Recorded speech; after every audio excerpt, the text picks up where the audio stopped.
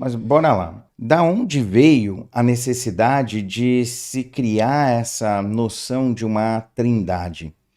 A tradição espiritual indiana, ela sempre foi muito rica e muito profunda.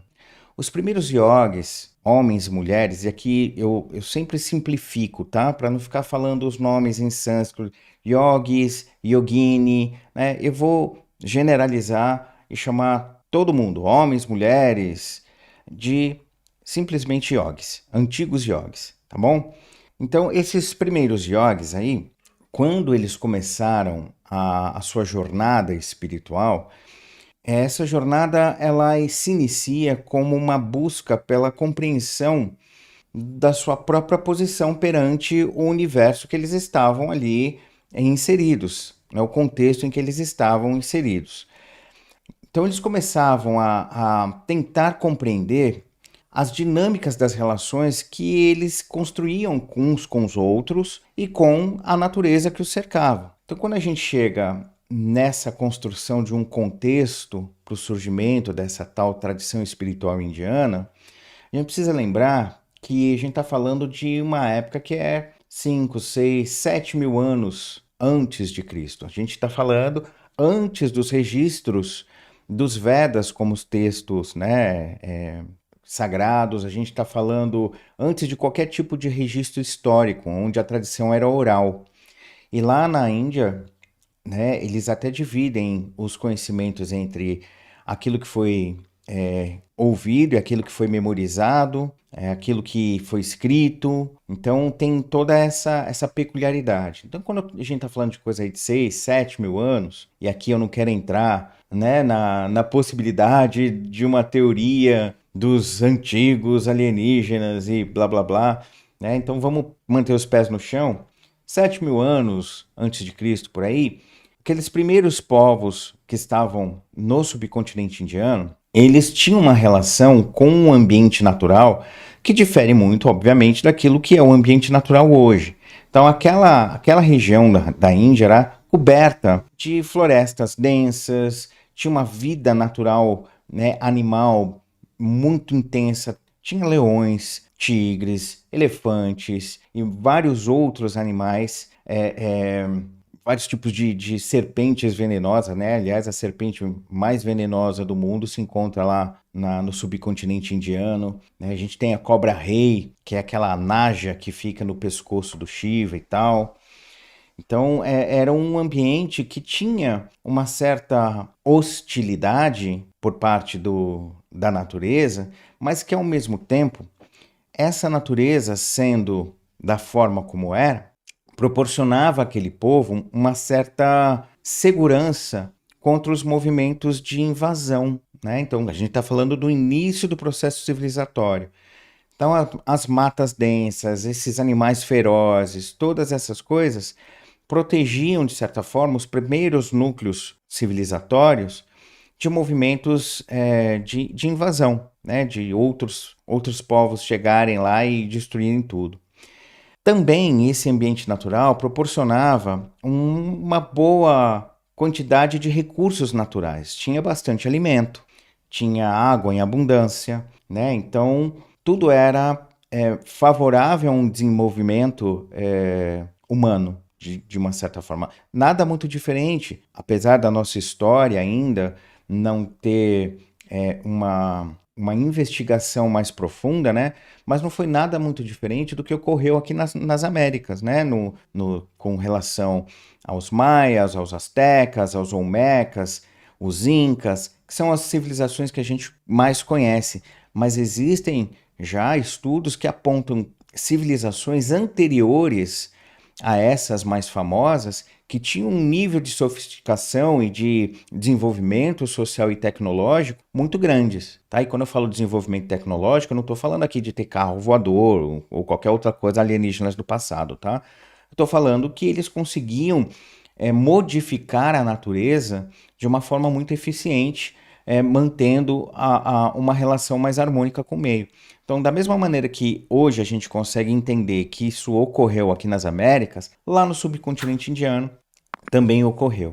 Então, pequenos grupos populacionais foram se organizando, foram crescendo, né, se tornando algumas tribos, depois pequenas cidades e por aí vai.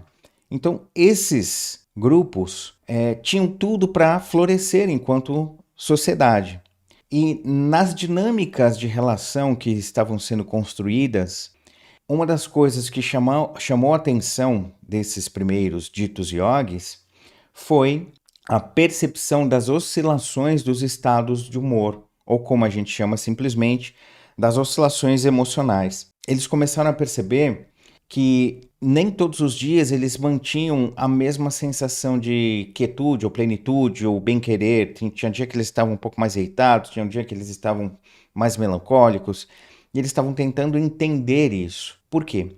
Porque eles começaram a observar a natureza, o ambiente que os cercava, e começaram a perceber que existia uma sensação de força ou uma potência que permeava aquele meio, direcionando tudo a um princípio de ordenação. Então eles começaram a perceber, falando de uma forma mais simplista aqui, os ciclos da própria natureza, as épocas da chuva, a tal fruta fica disponível em tal época, tal flor é em tal época, tais animais aparecem mais numa época e depois eles desaparecem. Então eles começaram a observar essas dinâmicas e começaram a ponderar sobre essa estruturação mais harmônica que o meio sempre impelia. Então eles percebiam a cadência dessa ordem, o ritmo dessa ordem, tá? E ao perceber esse ritmo, essa cadência, essa constância, eles começaram a se questionar: por que que essa cadência, essa constância não está se estabelecendo em mim? Por que que, no nosso jeitão de falar, por que que de manhã eu sou anjo e à tarde eu sou demônio? E depois eu sou anjo de novo e depois demônio de novo? Por que que eu tenho tantas oscilações? Por que que o pôr do sol que eu vi ontem e que me trouxe tanto carinho, hoje está me trazendo melancolia? Ou hoje não está me trazendo nada, eu estou indiferente? Por que que isso está ocorrendo? Então esses primeiros yogis, tá? Eles buscando entender a relação deles com o meio, passaram a ser chamados pelos seus pares, né, pelos outros coabitantes ali, de Shraman, que literalmente significa aquele que pensa, aquele que delibera, aquele que fica matutando, ou, de uma forma mais poética, aquele que busca a verdade, tá? Então, haviam pessoas, homens e mulheres, dentro dos grupos sociais que tinham esse viés mais investigativo, que se questionavam, que tentavam entender as relações que estavam sendo experimentadas. É claro que talvez não de uma forma tão estruturada como eu estou falando aqui, mas esse movimento ocorreu. E ele não ocorreu de bate-pronto. Isso foi um desenvolvimento, isso foi algo que foi sendo construído. E como essa construção se deu? Através do diálogo, através das trocas de experiência. E aonde esses Shramanas se reuniam para trocar suas impressões, para crescer em conjunto, passou a ser chamado de ashram. Então a gente tem o termo Shraman e a gente tem o local onde eles se reúnem, ashram. Tá? Então esse prefixo aí, a, na língua sânscrita, denota algo como interno, um retorno, além de, dependendo da circunstância, denotar uma negação. Mas não é uma negação no sentido de um não veemente.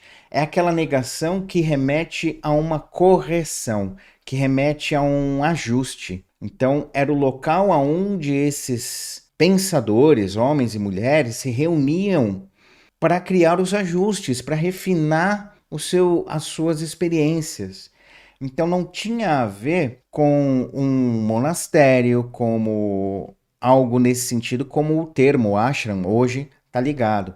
Tinha a ver como um ambiente, tá, em que pessoas que estavam buscando a compreensão de si e da relação que tinham entre si e a natureza, se encontravam para deliberar, para criar esse refinamento, para criar essa sensação de assentar-se ou de uma certa forma, de um domínio de si, ok?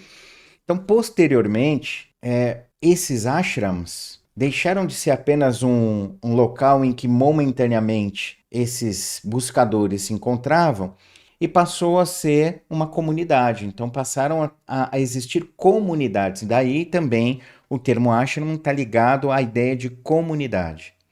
Então a vida era comunitária. Então essas pessoas elas passaram a criar um estilo de vida que era comunitário. Existia então um princípio ou um viés de atuação em que não havia uma expressão de um poder central, não existia um chefe, literalmente, naquele grupo, e o princípio de autorresponsabilidade, o princípio de partilha, tudo isso começou a se fazer presente. Então, não existia uma ideia hierárquica, a ideia de um guru.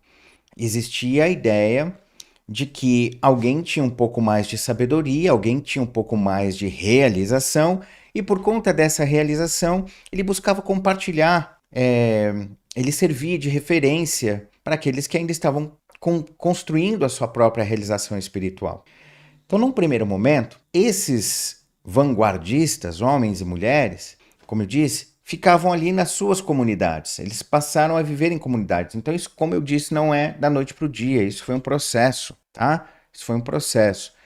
Então, é claro que, com o passar do tempo, as pessoas que não estavam ali embebidas daqueles conhecimentos, daquele viés de experimentação da realidade que esses Shramans, né, os buscadores, tinham, eles de alguma maneira sentiam-se curiosos. E aí houve uma necessidade de começar a tirar esse conhecimento da bolha, do ashram, e começar a compartilhar isso com o restante da sociedade.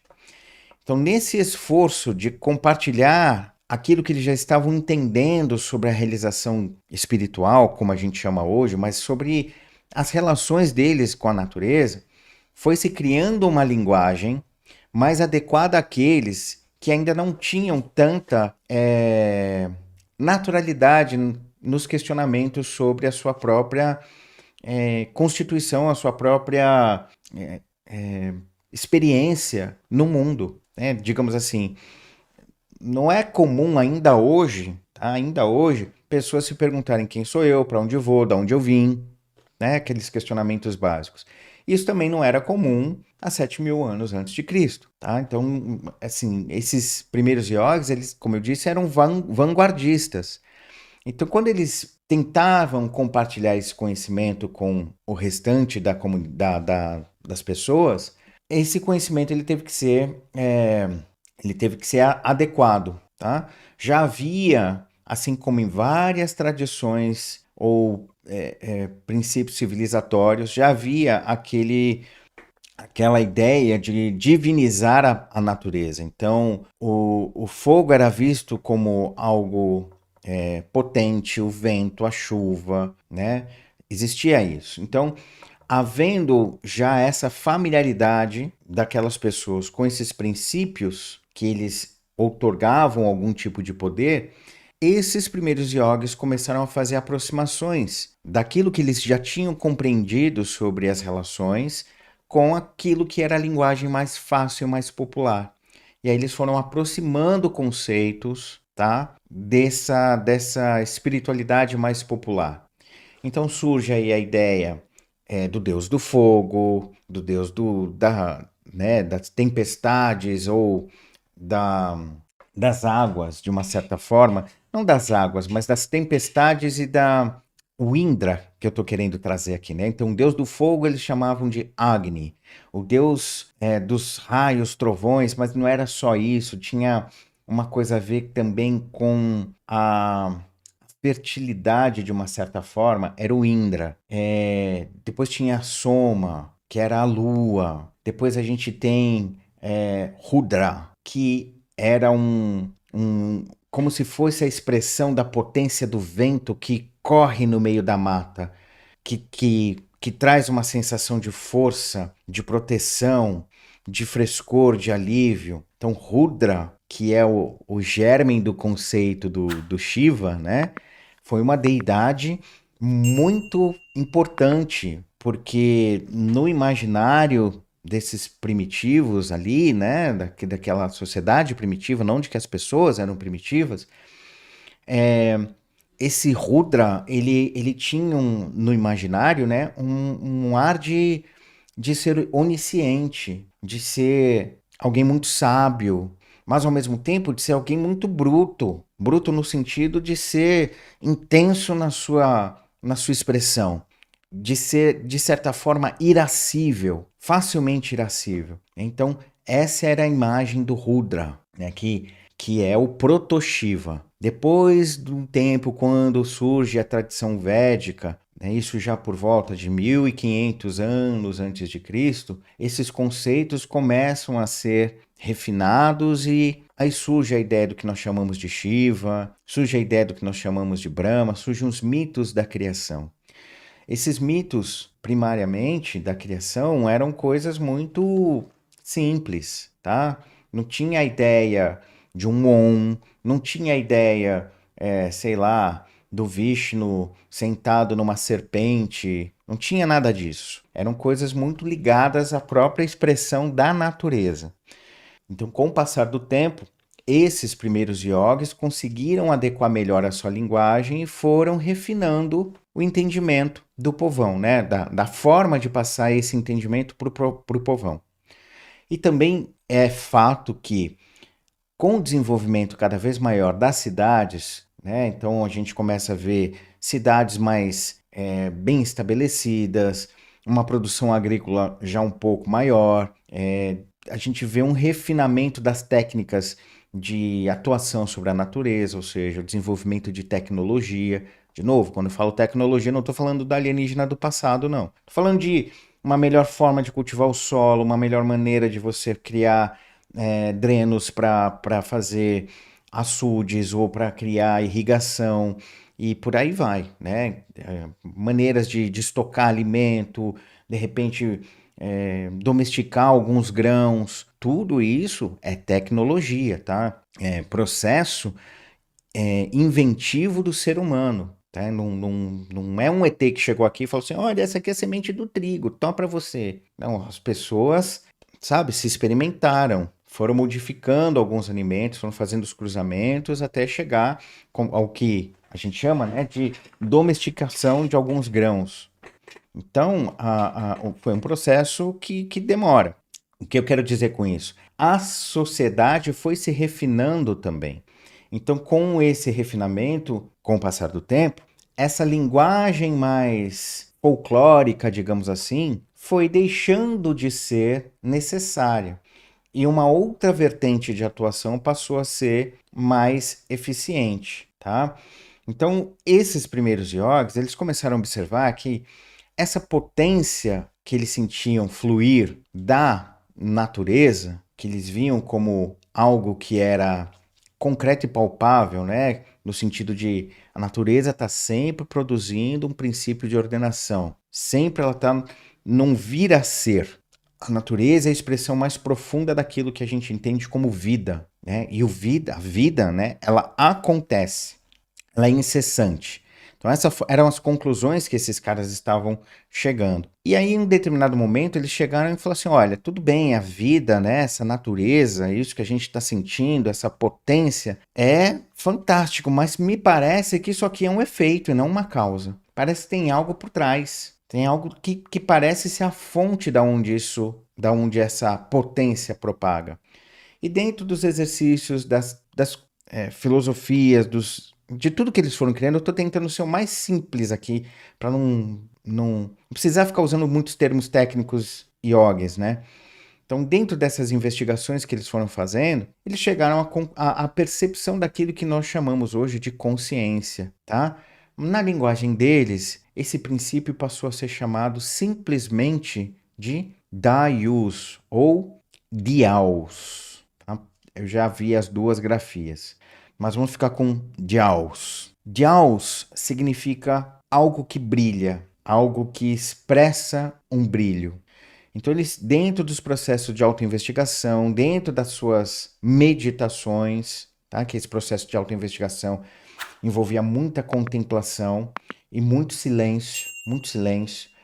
Então, dentro desse exercício que hoje a gente chama de meditação, eles chegavam a experimentar um estado em que eles percebiam tudo como luminoso. E eles passaram a chamar esse estado luminoso no primeiro momento de Jaus, que aliás é a raiz da onde vem a palavra latina Deus, tá? É dessa palavra em sânscrito, Jaus. Essa palavra depois ela se modifica ainda no sânscrito para o termo Deva. Deva significa literalmente ser brilhante, brilhar. Então, num primeiro momento, o que eles sentiam é que dessa luz, desse algo luminoso, que eles sentiam ser eles mesmos, mas ao mesmo tempo, quando eles saíam desse estado de meditação profunda, eles sentiam a sensação dessa diminuta personalidade aderida a um corpo. Então, tinha ainda essa questão para tentar resolver, mas eles sentiam que essa luz, essa sensação luminosa, era a fonte da sensação de potência ou de força que permeava tudo que eles experimentavam. Mais um pouco para frente, esse conceito, né, foi amadurecendo e surgiu a ideia de um Brahman, Brihaman, se a gente for separar as raízes. Brahman, como se diria em sânscrito, né? Mas a gente fala aqui Brahman e tá tudo certo mesmo. Então, Brahman seria a representação dessa luz como um todo, como algo que não dá para a gente dizer o que ele é. Eu não posso dizer que Brahman é amor, não posso dizer que ele é onisciência, porque todos os atributos que eu dou a ele acabam dando uma forma, um limite. Então, Brahman não é o amor, ele transcende o amor. O amor é presente nele, mas ele transcende o amor. Ele não é onisciência. A onisciência está presente nele, mas Brahman transcende a onisciência. Brahman é sempre o além, é sempre algo que está além. A nossa mente, digamos assim, nunca o alcança. Ele está sempre além, tá? Então foi dessa forma que foi sendo construída a ideia de Brahman. Então, como transferir esse conceito para as pessoas, né? Para aquele que não tem o hábito de sentar e contemplar, para aquele que não tem ainda um questionamento mais estável sobre quem sou eu, digamos assim, o que eu estou fazendo aqui. Como é que vai se transmitir esse conceito, essa experiência profunda de Brahman para essas pessoas? Esses caras foram pensando e aí eles começaram a dividir esse Brahman em elementos, vamos colocar dessa forma, que eram mais palatáveis ou mais acessíveis a cada um de nós. Então, falar assim para as pessoas, seja hoje ou há 2, 3 mil anos antes de Cristo, que existe algo que te torna consciente, isso é fácil, né? Assim, a pessoa consegue entender. Assim, ó, você está vendo o que você pensa? A pessoa ia, obviamente, responder, claro que eu penso. Você está sentindo que parece que tem alguém habitando dentro desse corpo? A pessoa vai dizer sim, parece que sim, né? Ela não vai dizer assim, não, esse corpo é vazio, ele está andando por, né? Ela tem uma sensação de um eu. Então eles começaram a colocar esse princípio de consciência que permeia e que é Brahman com a alcunha daquilo que hoje nós chamamos de Shiva. E aí depois, também para facilitar, esses caras chegavam, imagina eles conversando com a gente de boa assim, falaram assim, ó, você percebe que você tem uma sensação de que para além de estar aí pensando, para além de você ter essa sensação luminosa, essa clareza de que você está agindo, você tem uma sensação inerente de que você existe? Aí você pode falar, mas é óbvio que eu existo, né? De tão forte é essa sensação de sermos, de existir. Então, aí eles iam explicar assim, ó, essa sensação que você tem forte de existir, de ser, isso aí é o tal do Vishnu. E aí esse antigo yoga podia chegar pra gente e falar assim, então, e para além dessa sensação luminosa, de uma sensação radiante, que parece um pano de fundo aí, além dessa sensação de existir, você percebe que você consegue ter raciocínio? Você percebe que você cria? Você é criativo? Você desenvolve coisas? Você sabe cozinhar, você sabe trocar um pneu de um carro, você sabe, sei lá, fazer um arco e uma flecha, você sabe pescar, você sabe arar um solo, né? Fazendo uma mescla sobre a nossa sociedade atual e aquilo que é antigamente. Aí você pode dizer, não, sim, é evidente que eu consigo criar, é evidente que eu consigo concatenar ideias. Então, isso é Brahma. Então, os conceitos de Brahma, Vishnu e Shiva, eles são derivados, é uma tentativa de explicar de uma forma simplificada, portanto, eles são derivados do conceito de Brahman. Brahman é algo, a ideia de Brahman é algo que era muito inacessível, não tangível, impalpável para a maioria das pessoas. Mas pegar algumas características que são fundamentais de Brahman e trazê-las para a experiência concreta de cada um de nós era mais fácil de ser entendível por aquelas pessoas e por nós, por eu e você. Então, Shiva seria essa sensação consciente, como se, né, aquela luz fosse o pano de fundo de tudo que a gente é. Dessa luz irradia uma sensação de existência, de que eu sou. E dentro dessa sensação de ser, de existir, existe a clareza de que temos o potencial de ação, de fazer, de ponderar. Então é como se fosse um degradê, tá? Um decantamento. Shiva é o que está mais próximo da experiência de Brahman, como a gente chamaria, né? A experiência pura de Brahman. Abaixo de Shiva tem um decaimento, que é a nossa percepção como um indivíduo, como alguém que é. Isso seria Vishnu. E a partir da sensação do indivíduo, a partir da sensação de existência, a gente tem clareza de que a gente age, de que a gente constrói, de que a gente tem o potencial criativo. Daí, Brahma ser associado à criação, Vishnu ser associado a uma preservação, o princípio de existir, de ser, e Shiva, ele erroneamente é traduzido como destruidor, mas ele é aquele que não destrói nada. Shiva é aquele que traz a sensação, a possibilidade de uma sensação de estabilidade, de constância. É diferente falar de Shiva dessa forma. A gente tem aquela imagem do Shiva, deixa eu ver se eu tenho aqui. Tem, aqui, ó. É chamado de Shiva Nataraja. Ops, Shiva Nataraja.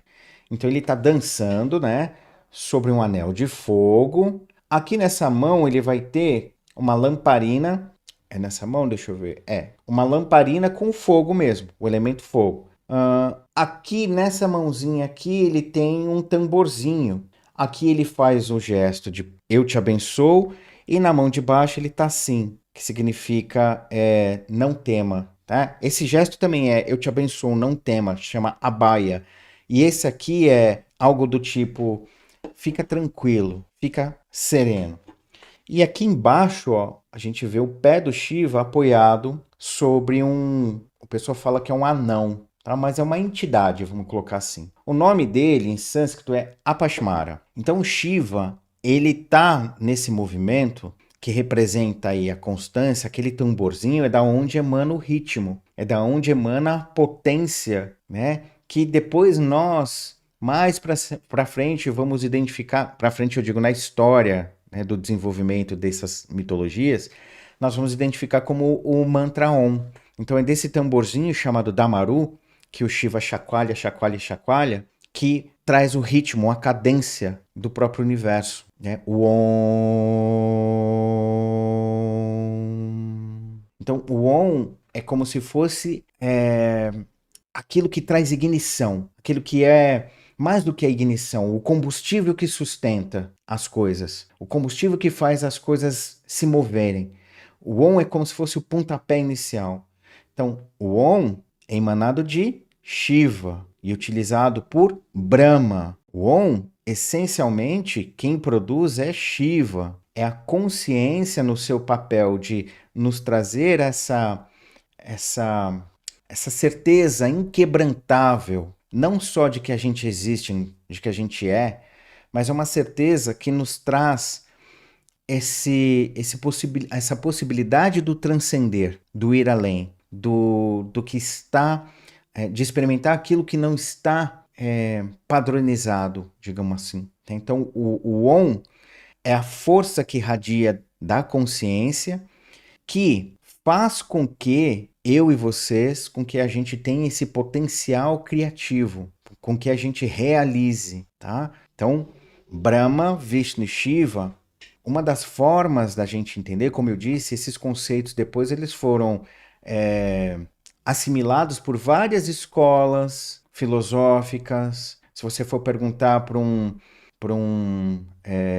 adepto da tradição espiritual conhecida como consciência de Krishna, e aqui a gente fala Hare Krishna, né? Eles vão ter uma outra visão dessa trindade, de tudo isso que eu falei, né? Para eles, a pessoa mais importante é Vishnu. Vishnu é digamos assim, o cara que faz o Shiva surgir e que faz o Brahma surgir, tá? Então, depende do viés agora, né, posteriormente. Depende do viés religioso barra filosófico, vocês vão ver essa explicação da Trindade de uma outra maneira.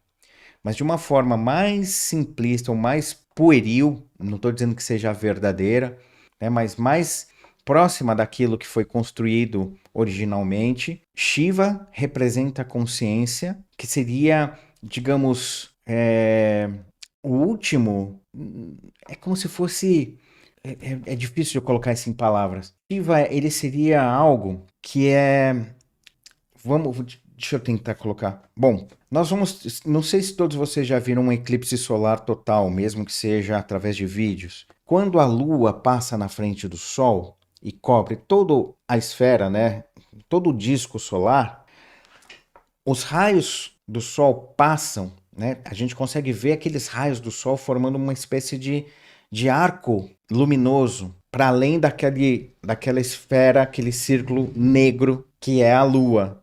Digamos que Shiva seria esse vazar, esse transbordar de Brahman. Shiva é como se fosse isso, tá? Então, Brahman não é nem isto nem aquilo. Brahman não é nem a ausência nem a totalidade. Brahman não dá para a gente saber, só dá para a gente ser. Então, Shiva é como se fosse um decaimento desse tal Brahman, né? Como eu disse assim, é como se ele estivesse vazando de uma forma se tornando mais denso. Vamos tentar usar os nossos referenciais, né? E através dessa experiência do Shiva, da consciência, a gente tem a oportunidade de experimentar Brahman, né? De experimentar aquilo que não dá para ser dito, que é indizível, que é inexpressável. Shiva é como se fosse a sensação que eu tenho, a imagem que eu tenho, e eu estou tendo dificuldade de traduzir isso para vocês, é essa coisa de algo vazando, sabe? É como se fosse sei lá, uma parede com pequenos buraquinhos e que atrás dessa parede existe uma fonte e essa fonte transpassa esses buraquinhos e um pouco dele vaza para cá, né? Então Shiva seria isso.